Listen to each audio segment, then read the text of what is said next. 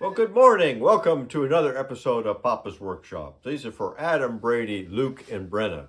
But before we get started, we got to check in with my assistant. There she is. Would you like a little treat? All right. You ready to get to work, girl?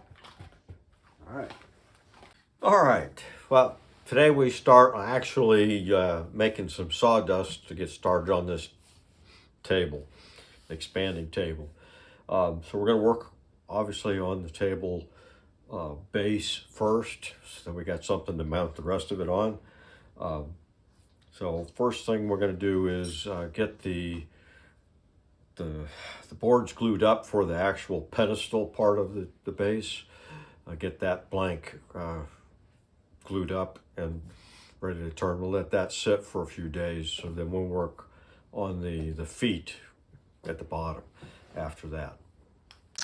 All right, I need to, for my pedestal, I've got a bunch of boards that are 10 inches wide, are basically too wide for my 8-inch joiner.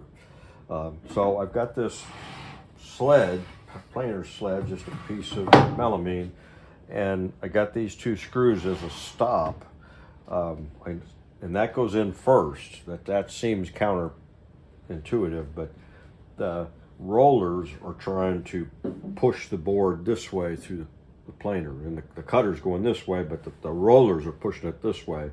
So if there's any slippage, you want that, these screws will keep the bottom board attached. And I'm going to put some double-sided tape here to stick it to the board.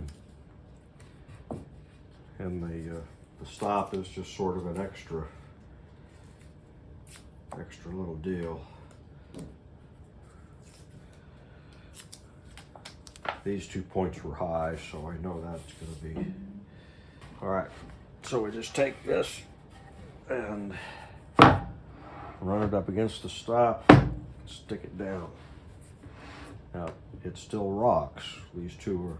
So I take old business cards. You can take playing cards, whatever, and I just stick a couple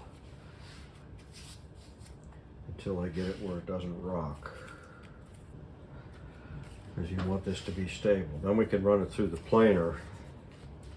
Once we get one side flat, then we just flip it and do the other side. So it's a little more time consuming than being able to run it through the joiner, but I don't have that. And with this 8/4, we don't have to get too crazy. As long as it doesn't rock, we're good. We don't have to support it. If it was thinner, we might try to support it in the middle, but and I just put some tape so that the cards don't flip out. So run that through the planer.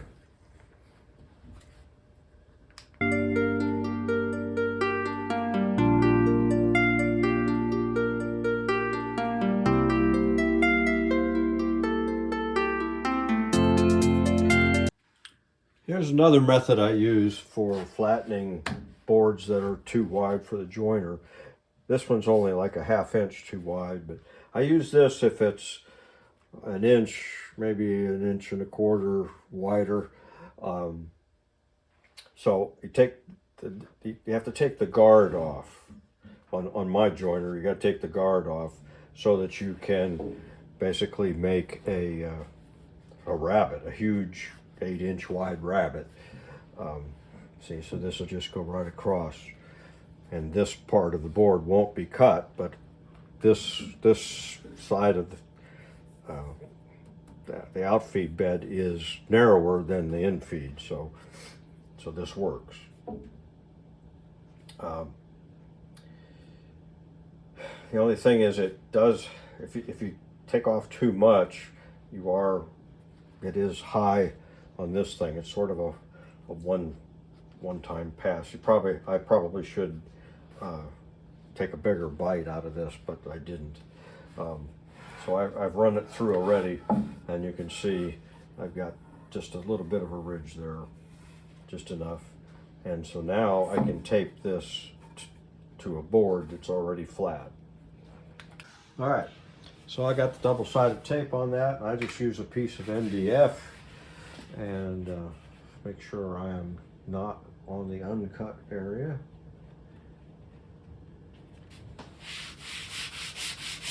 And now that's ready to run through the planer. And with the last piece, then we go and just plane the other side parallel. And we'll have that prep done. All right, I glued up the first section of the pedestal last night. I'm going to glue on the other two. I'm going to show you this. I got this at a printing ink place.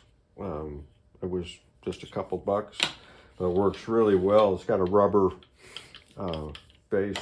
Works really well for spreading out the glue. And so we're just going to glue both of these, put them up, and then clamp them up.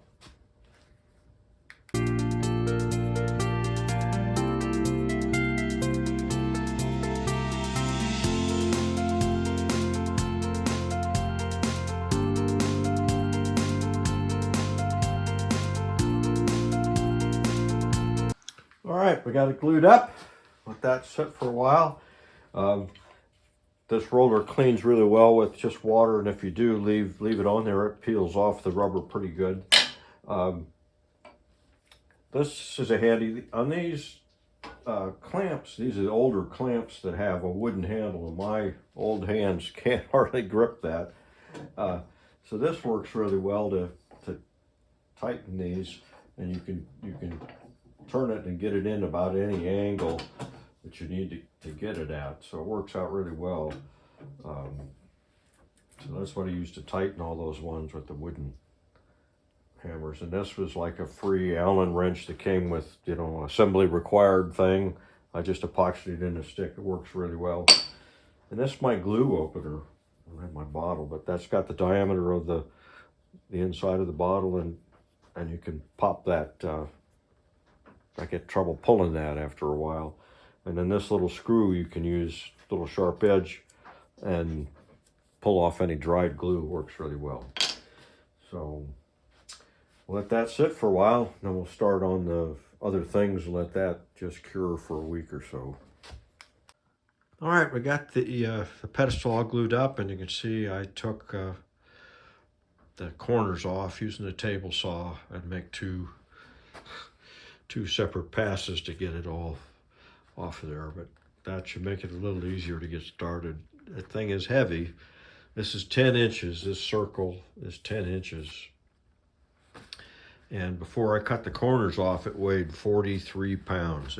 It's 20.5 inches long by the 10 inches square, or a little over 10 inches square before I cut the corners off. So we're going to let that cook for a while, and I'm going to start on the legs that go underneath the pedestal, get that all going. All right, here are the two blanks for the what I'm calling the feet, but they're going to be lap joint into this big X, and so I've already scribed defined the lines. Since this is not going to be seen, this is going to be underneath the pedestal, so it's a good time to practice some handwork type things. So I've made the lines, scribed all the lines on that, and I still have to do that on this one. So I'll show you how I went about that. So I got it in pencil about in the center. The board is longer than it needs to be, so I don't have to get this exactly in the center. We can always straighten it out or make it even after the fact. So I'm going to scribe one line about where I want to be.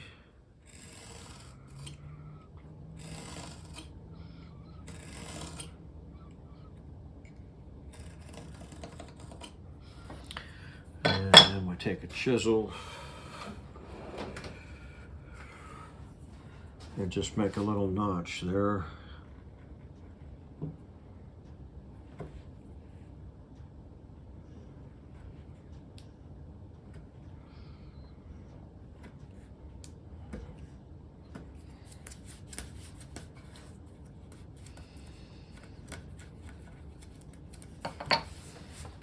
A little deeper.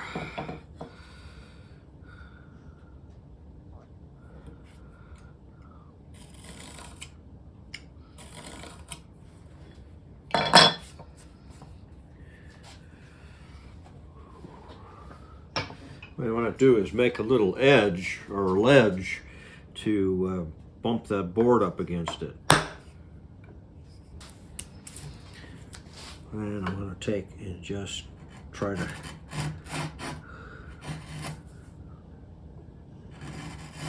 make the ramp a little bigger there. So now I can take, clean that out. I can take this other board,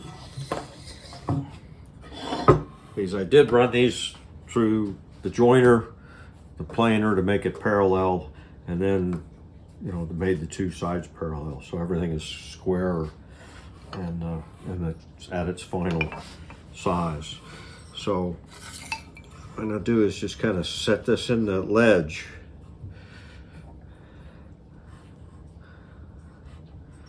If I can get it there, and then mark a line for that side.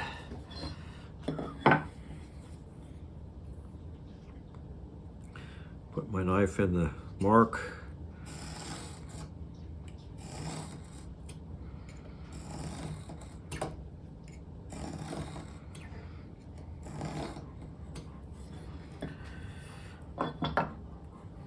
And then we'll take and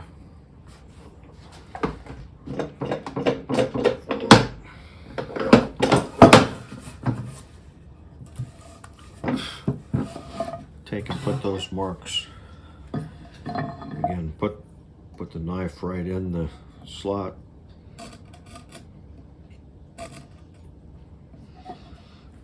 And then do the same thing on this side.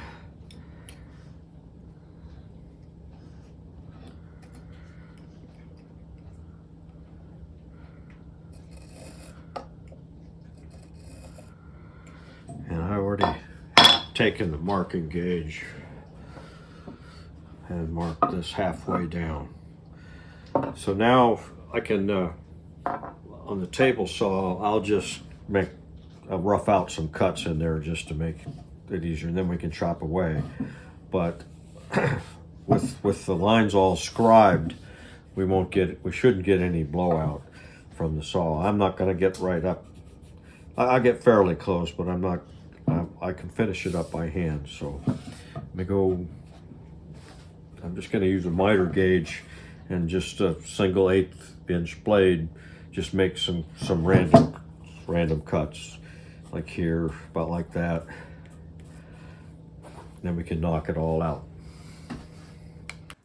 All right, so we got our saw cuts made. So now we just take a chisel and just knock those guys out of there.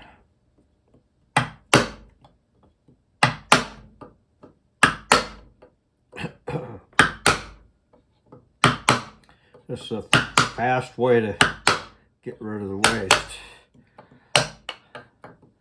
I did not make the saw cuts to the full depth, so we'll have to fine tune that as we get closer.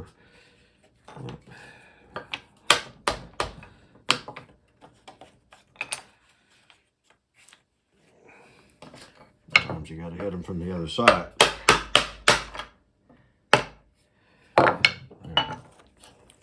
Rid of all these pieces.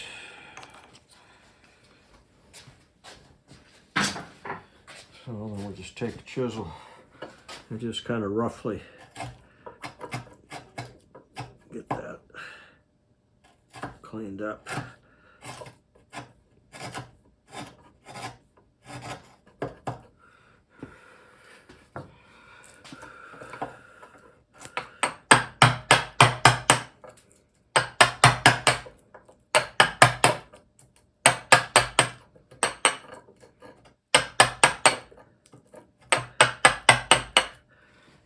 go ahead and get a flat bottom that's still probably too high, but to trim these edges, I like to have a flat bottom, so if I have to use the plane, I can get in there. So once we get them both fit, then we can sneak up on the final depth.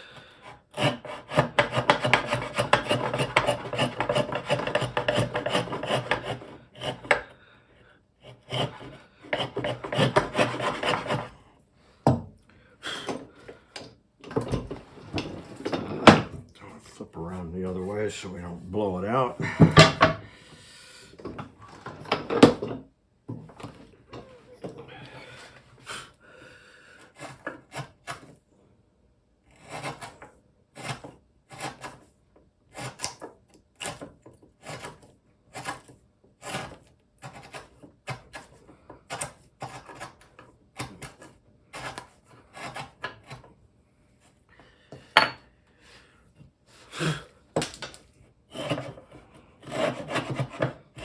The router plane is a wonderful tool. In my opinion, it's one of those must-have hand tools. A lot quieter and a lot less dust doing it this way than it would be using a router.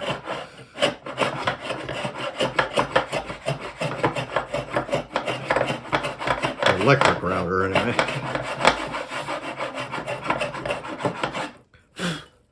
So now we have a nice flat bottom, and I don't know if you can see, we've got a lip here and there.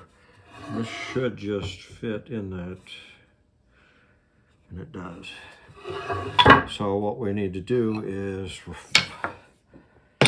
just refine those edges. We can get in there.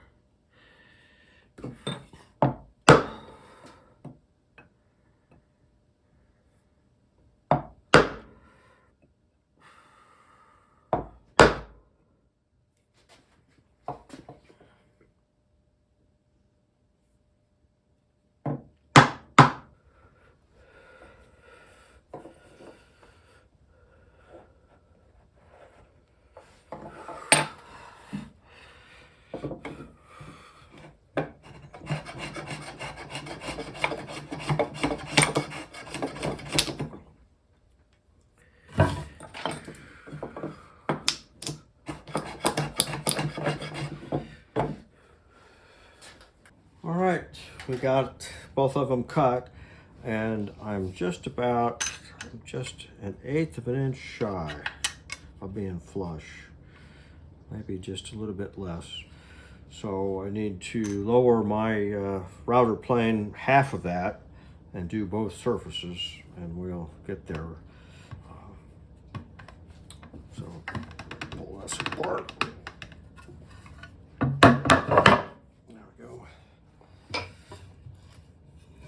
Actually, my mark is just about there. I think I'll just get close to that, see where we're at. All right, we're real close. You can see just a little bit. It's just a shade right there. So that final depth setting, what we're going to do is take and set the router plane to this surface here, from here, and that should make it level all the way across. So just let me do that real quick. All right, we got it. See, it's nice and flat. This doesn't bump up against there at all.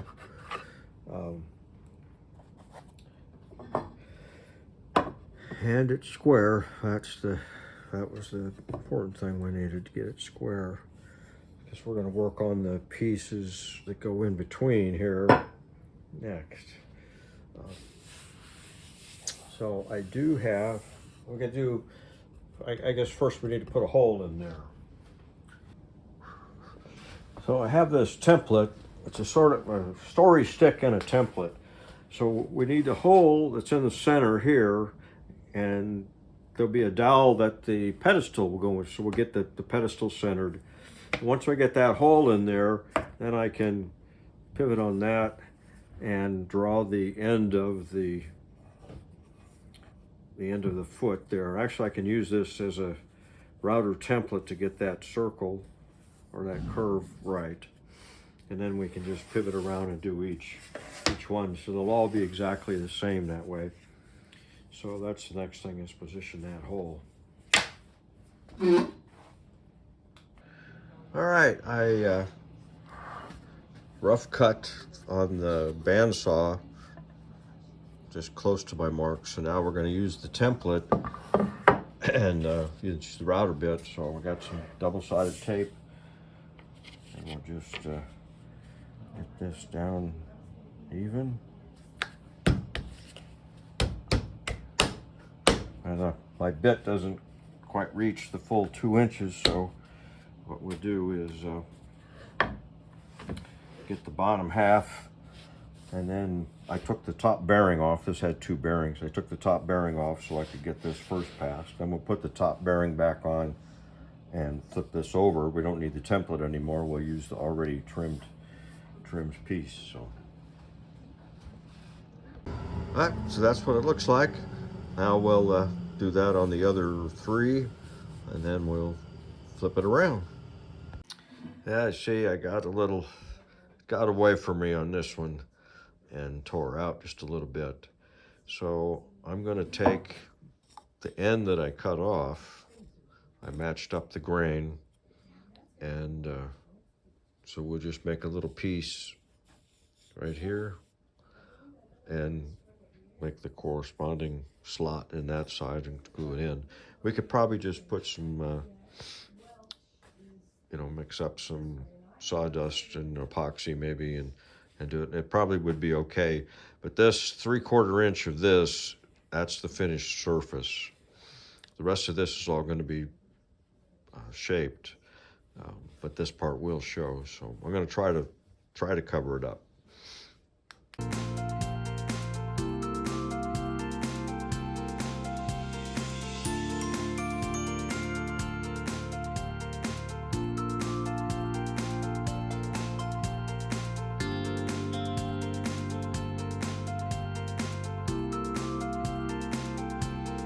All right, I got it in there. I just used super glue with some accelerant on the piece and just pounded it in there. This is going to be the bottom, so we're not going to see that seam.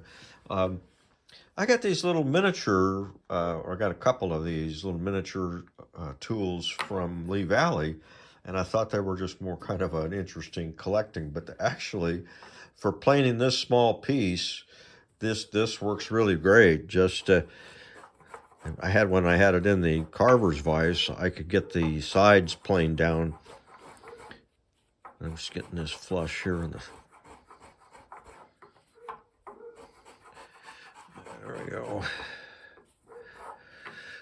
So we'll just take a chisel, get that close, and then put the template back on and smooth that out. Then we can flip all these over and do this other side. All right, we got them all trimmed, but we've got a little bit of a, see that right there, where the template wasn't quite the same width, or shifted over just a little bit.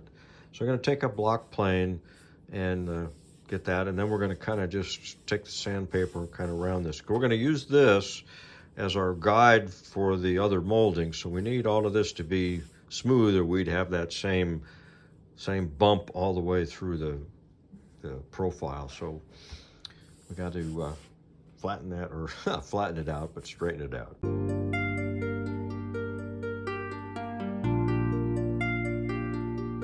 All right, we got them all cleaned up, and I've got all the marks like this off the bottom. So that's gonna 3/4 inches here on this bottom is gonna be the final. So I just kind of took the scrapers and sandpapers and got those all done. I took the template again with a pivot there and just put a clamp across here like so, and drilled the pilot hole for the the actual little feet that are going to go underneath these legs. So that will help me remember that that is the bottom. Because now we need to do that profile around this on the starting at the top. Oh, and here is the patch. Didn't come out perfect. I had a little chunk come out, but that's beyond the 3/4, so that doesn't matter. And I had one come out at the top, but I was able to find it and put it back in. So we got two little seams there. But see, the grain flows through there pretty good. With the finish on there, it won't be very noticeable. This not perfect, but it's better than it would have been if I tried to fill those holes from before. So now we're ready to do the profiles. All right, well, I think that should probably do it for this episode. Try to keep these under 30 minutes if I can. Thanks for watching, and maybe a couple weeks before I get the next one. I'm having a special visitor in next week, my grandson. We're going to probably do something here in the shop. So it'll delay the next episode of our expanding oval table. We'll see you next time.